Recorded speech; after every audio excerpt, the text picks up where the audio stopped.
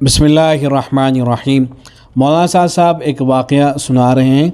اس واقعے سے متعلق یہ سوال تھا، میں نے سرسری طور پر یہ عرض کر دیا تھا کہ یہ واقعہ حیات الصحابہ کے اندر موجود ہے، لیکن جب دوبارہ سے اس پہ غور کیا تو میں حیران رہ گیا اور مجھے بہت زیادہ تعجب ہوا کہ جو واقعہ کتابوں کے اندر نقل ہوا ہے وہ کسی اور طریقے سے ہے، اور جناب نے مولانا صاحب نے اس کو نہایت ہی گھٹیا اور بیہودہ طریقے سے بیان کر دیا ہے۔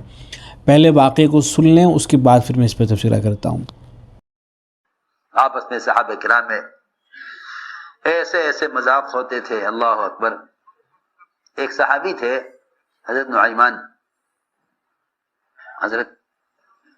نعیمان ایک صحابی تھے، مذاقی آدمی تھے، بہت مذاقی، اور ایسا مذاق کرتے تھے کہ اگر آج کوئی مسلمان کسی مسلمان کا ایسا مذاق کر لے تو آپس میں قتل ہو جانے، آپس میں قتل ہو جانے، کیونکہ محبتیں نہیں ہیں اور ایک دوسرے کا مقام پہچانتے نہیں ہیں۔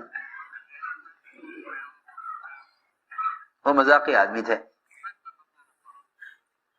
ایسے مذاق کرتے تھے کہ ایک بڑے میاں نابینا کہنے لگے نعیمان سے کہ مجھے پیشاب کا تقاضا ہے، مجھے کوئی جگہ بتاؤ پردے کی جہاں میں بیٹھ کر پیشاب کر لوں، جہاں میں پیشاب کر لوں۔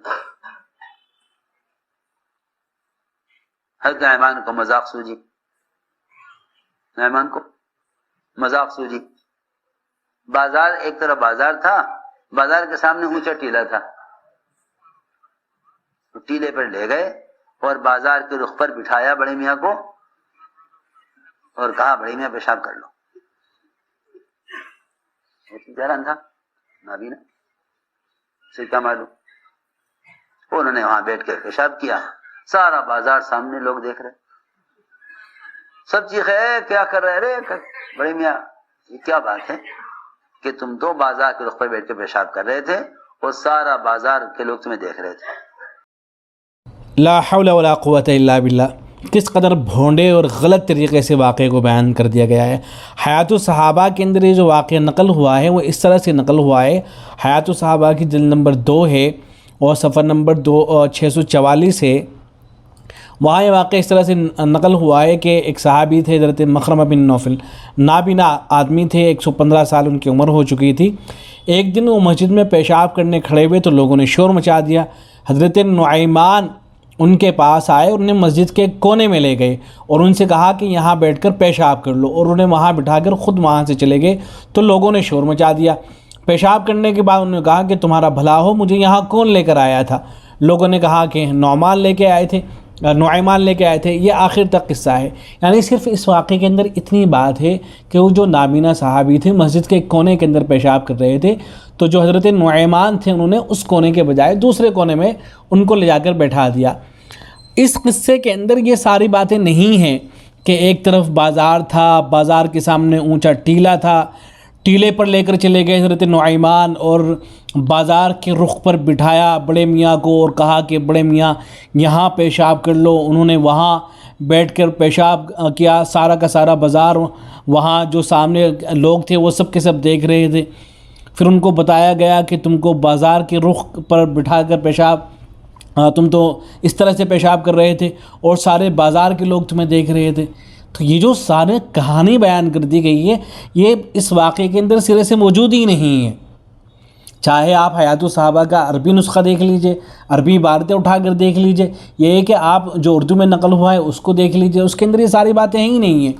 اور پھر حیات الصحابہ کے اندر جو عربی متن ہے جو کتابوں سے نقل ہوا ہے، تو جن کتابوں کے یہاں حوالے دیے گئے ہیں، جیسے علی صحابہ کا ایک حوالہ دیا گیا ہے، علی صحابہ فی تمیز صحابہ، اور ایسے ہی دوسرا حوالہ الاستیعاب کا دیا ہوا ہے، تو احتیاطاً ہم نے وہاں بھی جا کر دیکھ لیا کہ ہو سکتا ہے کہ جہاں سے یہ واقعہ نقل ہوا ہے وہاں کوئی اس طرح کی عبارت ہو، تو دور دور تک کہیں کوئی اس طرح کی عبارت ہی موجود نہیں ہے۔ تو ایک واقعے کے اندر نمک مرچ لگا کر اس کو کس قدر بھونڈے اور غلط طریقے سے بیان کر دیا گیا ہے۔ لوگوں کو یہ سمجھایا جاتا ہے، یہ بات بتائی جاتی ہے کہ ان کی زندگی صحابہ اکرام کی زندگی کی طرح ہونی چاہیے، ہمارا معاشرہ صحابہ اکرام کے معاشرے کی طرح ہونا چاہیے، اور دوسری طرف اس طرح کے واقعات بھی سنائے جا رہے ہیں کہ ایک صحابی ہیں، حضرت نعیمان کوئی چھوٹے موٹے صحابی نہیں ہیں، بلکہ یہ بدری صحابی ہیں تو ایک صحابی ہیں اور وہ نابینا اندھے صحابی کو ٹیلے کے اوپر لے جاتے ہیں اور بازار کی طرف ان کا رخ کرا کے وہاں پیشاب کرا دیتے ہیں، سارے لوگ ان کو سامنے سے دیکھ رہے ہیں۔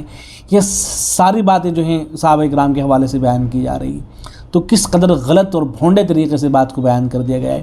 مودودیوں کو تو رات دن کوسا جاتا ہے، ان کو برا بھلا کہا جاتا ہے، شیعوں کے بارے میں کہا جاتا ہے۔ کیوں کہی جاتی ہیں ان کے حوالے سے یہ باتیں؟